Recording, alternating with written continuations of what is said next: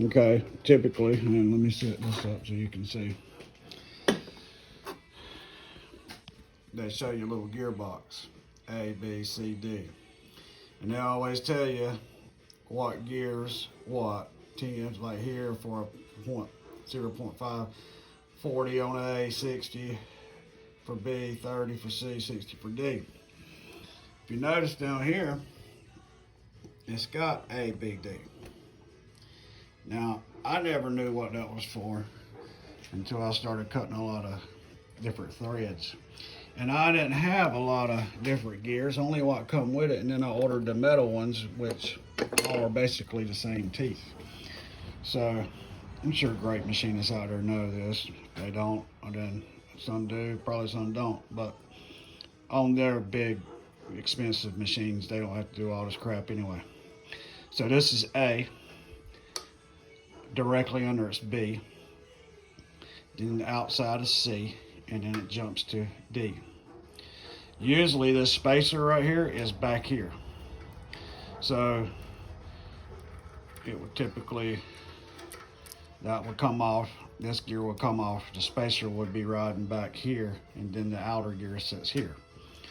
So you can take, especially if you have a bunch of different variety of tooth gears, which I would like to have more myself, but what I've noticed, every thread I've run across so far, and I've cut quite a few, I can just use this gear, and this gear, and bypass C by taking off the spacer and letting this come in here and directly line up with that gear. So when you go to cut a thread, and I'll do one on that too, when you make that first pass, you color your piece, make a little pass where you can see the scratches. You can tell by how that thread begins to travel or decrease on whether you need to size down or up a gear. And that's all you really need. I mean, instead of messing with all what they tell you, I mean, yeah, if you got it fits on here and you can do it like that, that's fine. If you got some specialty threads you want to cut or something that's not listed, then this is the way to do it. Start with here, just start with a couple gears, see where you're at when you check it with your thread pitch gauge. If you see those threads beginning to travel away from your teeth when you're checking it with that gauge, then that tells you you need to go with a smaller gear. And all you should have to do is change this one. And depending on what threads you're cutting, you might have to change around a little bit. But these three, with a few more gears, I'd be confident I could cut any thread there is. I'll give you back an update when I do some on that and show you what I'm talking about.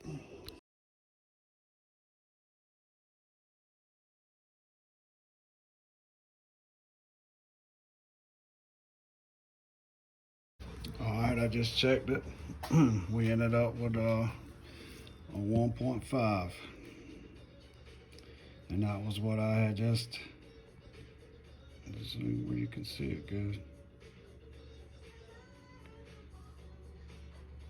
Alright, and let's see right here. You see on here 1.5 costs for a 40, 60, 60, and a 40. And I done it with a 20 tooth, 80 tooth, and a 20 tooth, bypassing the C. You don't need that extra gear. If you got enough gears, and I think I said earlier in my other video, when I was talking about cutting the gear, I meant threads. But if you've got enough variety of teeth, gears, different sizes, and the other day on eBay, I was bidding on some that's a bunch of different odd sizes that was from a little mini grizzly lathe. I lost a bid. I was at work and couldn't bid on them. Wish I had them. But if you got enough variety of gears, you can cut any thread there is with just these three gears. You don't need that extra gear. Another little tip I use for my tool height, 2.203 thousandths. I had machined down to a point right here and brought my bed up, measured from the bed to my point that come out here.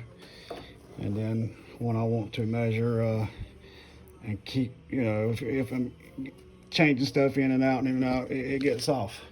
So you keep some calipers here adjusted. If you got a few sets, you can keep one locked down at all times. What I do is lock it down, and you can check your tip and adjust it. But it's just a good little way to kind of keep up with it and save some time of having to sit there, and because that's pretty freaking accurate doing it that way.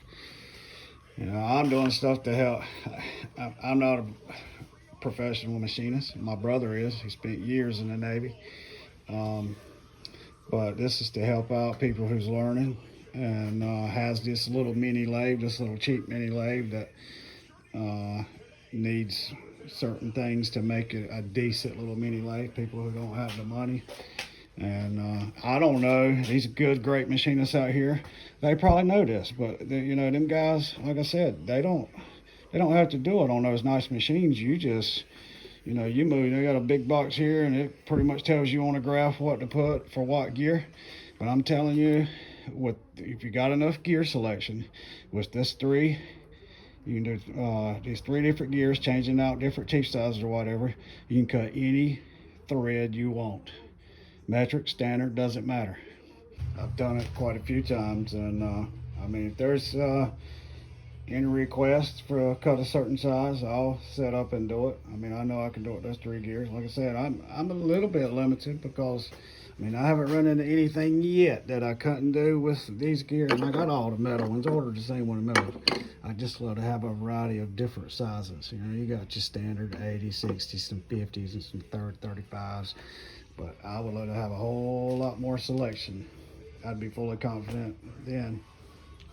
Cut anything. Well, I'll tell you, I cut with that same deal. There's some that's 11, and then 14 on that side. Done that the other night, same way.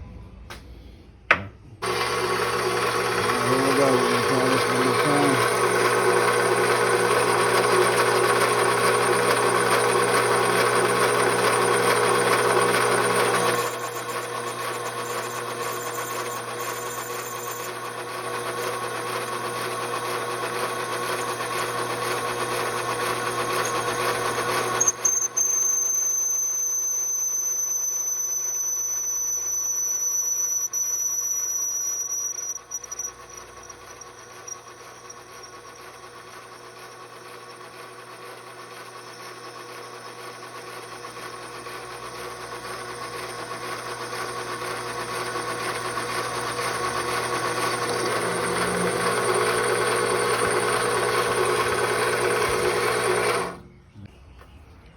All right, there you go, guys.